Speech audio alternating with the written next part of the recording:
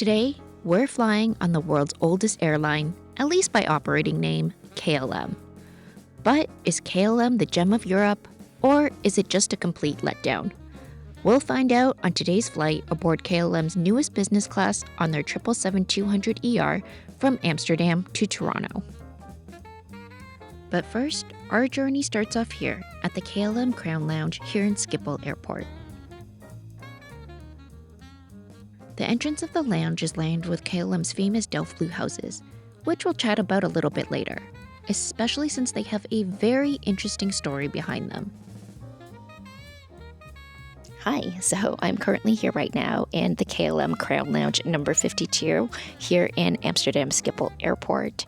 Specifically, their number 52 Crown Lounge is for non-Schengen travelers. And we have lucked out this morning because it is actually not too busy here right now. And that is why I am sitting all the way in the back here by these safety tiles, which we will talk about a little bit later because it's a little bit on the quiet side in here. I do have a bit of a long layover. It is 6 hours, so I'm sure it will get busy later. I am not complaining though because I've always really liked this lounge. But let me show you guys around while it is still not too busy. This is the KLM Crown Lounge 52, which is the non-Schengen lounge.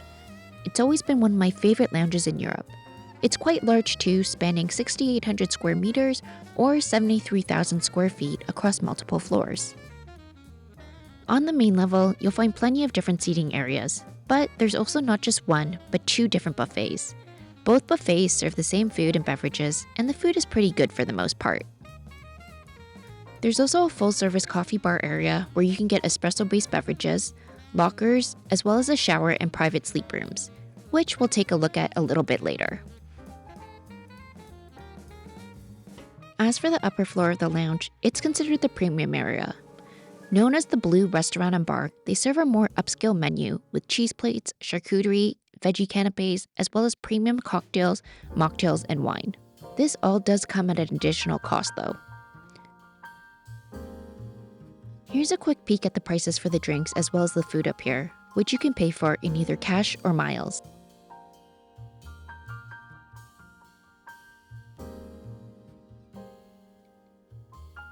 Personally for me though, the main draw to come to the upper level is not the premium restaurant, but the access to the outdoor terrace area where you can get some great views of the apron. Thankfully, there's no extra charge to access this terrace area. Okay, so the last thing I'm going to mention about this upper level is that you should definitely walk to the very back behind the bar to see this wall of tiles over here. These are hand-painted Delft blue tiles that are used in the safety videos on KLM flights. It's really great to be able to see them in person and all the craftsmanship up close. Now as for the shower rooms, they're located on the main level and this is what they look like. They're quite small, but they're clean and have everything that you would need. There's no additional cost for the shower rooms either. What does have an additional cost though are their private sleep cabins. These can cost anywhere from €39 to €75, depending on how long you want them for. Okay, so that was the lounge. I thought we'd exit with the shot of a beautiful staircase and seating area before we head on over to board the flight. Today, we'll be boarding out of gate E2. And here's our 777-200ER waiting for us at the gate. Fun fact, but almost all of KLM's 777-200ER aircrafts are named after World Heritage Sites. Our aircraft today is named after Litomyšl Castle, a Renaissance castle located in the Czech Republic. There was one 777 that wasn't named after a World Heritage Site, and was the very first 777 that KLM flew. That one was named after KLM founder Albert Plesman. And after getting our boarding pass and passports scanned and verified, it's now time to board the plane. Our 777-200ER today has 35 reverse-herringbone seats in business class with a 1-2-1 configuration. As for a quick seat tour, the seats are 20 inches or 51 centimeters in width between armrests and are upholstered in fabric. Here's a quick peek at what the center seats look like as well. There's a storage locker with a mirror, the headphones, as well as a bottle of water. The side table has wireless charging, a built-in cup holder, and of course, the seat controls. You'll also find a leather pocket that you can use to store your phone or other small items, as well as the safety materials and a sick bag below.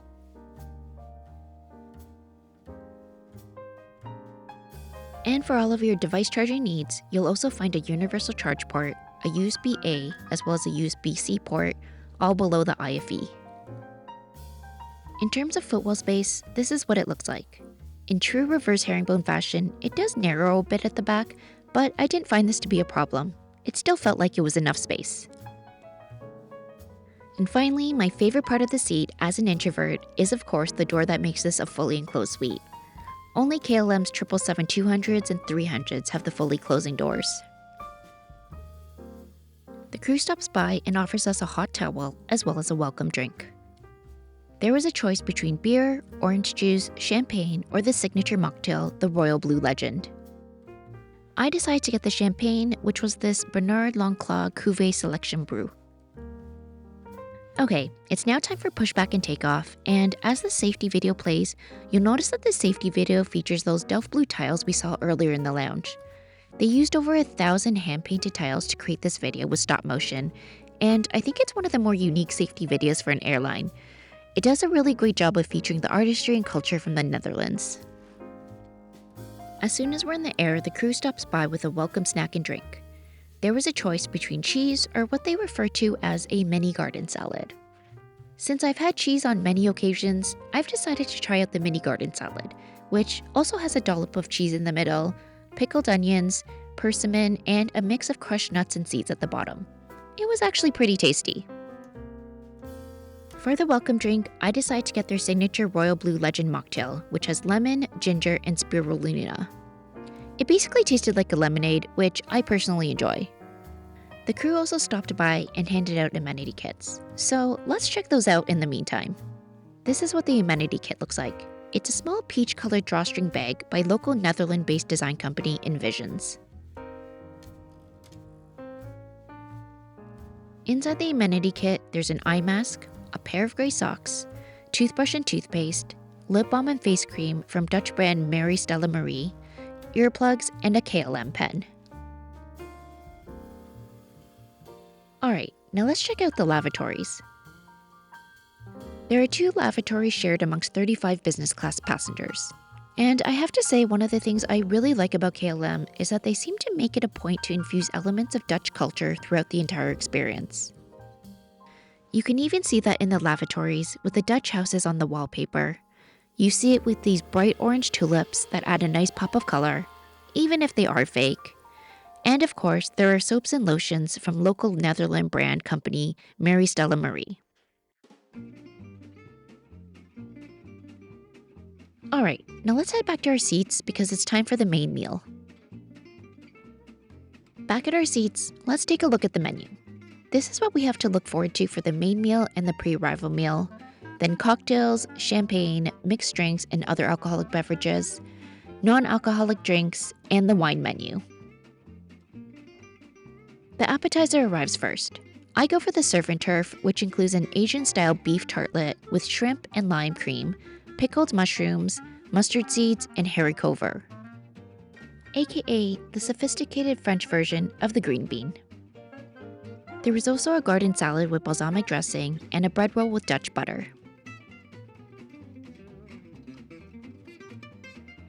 Okay, so before we move on to the main, I wanted to take a moment of appreciation for the cutlery and tableware. They're designed by Dutch designer Marcel Wanders. I love that the salad bowl is done in Delft Blue style, as is the cutlery with the Delft Blue designs imprinted into the forks, knives, and spoons. Just more examples of the Dutch culture being infused into the whole experience, which is great to see. The main arrives next. I decided to get the oven roasted chicken with Indian spices. It's served with fondant potatoes, chickpeas, cumin roasted cauliflower, and long beans topped with masala sauce. I do think the presentation could use some work, but the taste was decent enough. Not mind-blowing, but not terrible either. I give it a 7 out of 10. And lastly, dessert arrives. It's a pear mousse with quenelle of yazoo and pear, coffee cream, cinnamon ganache, and a caramel sauce. This was really smooth and creamy, not too sweet. A really nice dessert. But if that wasn't enough dessert for you, the crew does stop by and offer us chocolate shaped like Dutch houses. Adorable and tasty. I did also order a drink. They're very high old fashioned, which is a Dutch twist on the old fashioned. It's served with Dutch barrel-aged Bols Curaçao dry orange and Angostura bitters. Personally, I think I still prefer a classic old fashioned, but I did appreciate that they tried to put a Dutch twist on this. Now that dinner's done, let's put the seat into fully lie-flat mode. In fully lie-flat mode, the bed is 6 feet 6 inches, or 198 centimeters. There's also no mattress pad, unfortunately, but you do get a blanket and a pillow. This is what the blanket looks like. Although it's pretty thin, I found it kept me warm enough. If you think you might need something thicker though, then maybe you should bring a sweater with you. And even though this was a fully daytime flight, I will demonstrate what it looks like while you're sleeping. In terms of footwell space, this is what it looks like when the seat is in full lie-flat mode. Still plenty roomy. Alright, now let's check out the headphones as well as the IFE. This is what the headphones look like. They are noise cancelling, and I found these headphones to be pretty good. Which is a good thing since their IFE does not have any Bluetooth capability, so if you want to use your own headphones, you'll need some sort of an adapter.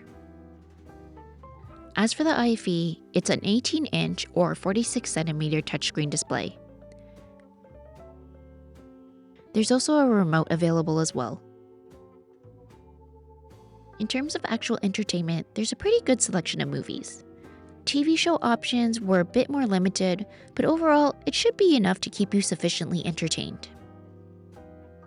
And if you like to snack during movies, or if you just get hungry in between meals, you can just head on over to the galley for some treats. There's a basket of snacks available there to choose from, as well as some additional chocolate Dutch houses. There was also bottled water, as well as sparkling water.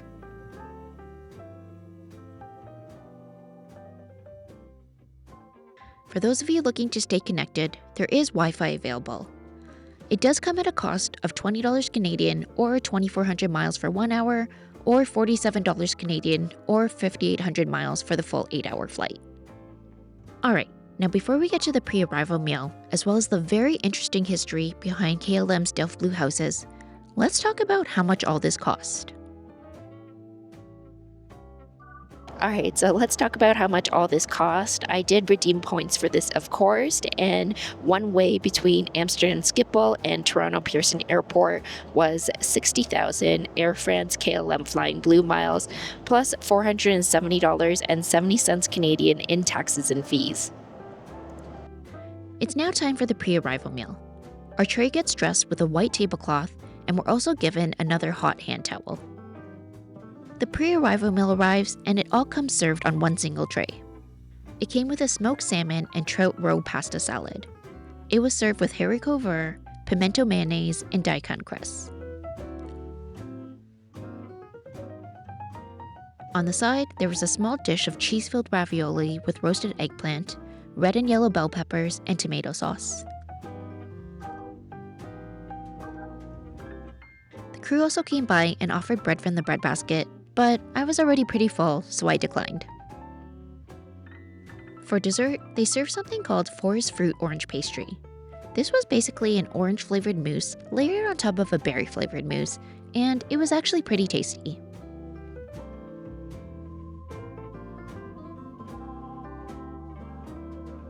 And of course, before we land, the crew stops by to offer business class passengers their choice of Delft Blue house to keep as a souvenir. KLM has been giving out these houses to business class passengers since the 1950s. A new one is released every year, and there are over 100 of them now. You'll only receive one of the houses if you're flying in business class between 2 different continents. And since we're flying from Europe to North America, we'll be getting one today. I have to say, this is one of my favorite things about KLM. The houses are highly collectible, and they even have an app called KLM Houses where you can read up on each house since they're all based on real homes and buildings in the Netherlands. You can even scan your house in the app and keep track of all the houses that you've currently collected. Okay, it's now time for the very interesting story behind the KLM houses. If you're not interested in hearing the history behind them, then feel free to use the timestamps in the description box to skip over it. Okay, so in case you didn't know, KLM actually fills these Delft Blue Houses with gin, and there's actually a really interesting story as to why they're filled with gin. So back in the 1950s, there was a rule put in place saying that airlines could not give out gifts to passengers. So what KLM did was they started filling the houses with gin. And one of KLM's competitors actually tried to take them to court over it, saying KLM was breaking the rules, they're still giving out these houses as gifts. But the courts ruled in KLM's favor because KLM said, we're not giving out gifts, we're serving beverages, and the beverages just happened to be served in the Delft Blue Houses. And KLM won. I am personally glad that KLM lawyers obviously came up with a great little loophole. The rule is no longer in place, thankfully, but KLM continues to fill the houses with gin to this day as a tradition. Now, I've actually never tried the gin in these houses. I have a few of them at home. If you have tried them, let me know if the gin is actually good or not and if I should start drinking it. And as our plane lands here in Toronto, let's talk about KLM Business Class a little bit. Overall, while KLM is definitely not the best Europe has to offer, it certainly isn't the worst either. I generally feel they provide pretty good service and the food is usually also pretty good. Again, maybe not the best, but solid enough. I do love how quirky they are, and I love the fact that they really seem to make an effort to showcase the Netherlands and Dutch culture. And I'm not gonna lie, those Delft Blue Houses get me every single time. I love receiving them. But let me know what you think about KLM Business Class. What has your experience been like, and how do you think they compare to other European airlines? As always, thank you for joining me on board today. And if you've enjoyed the video, please do like and subscribe so that we can fly together again soon.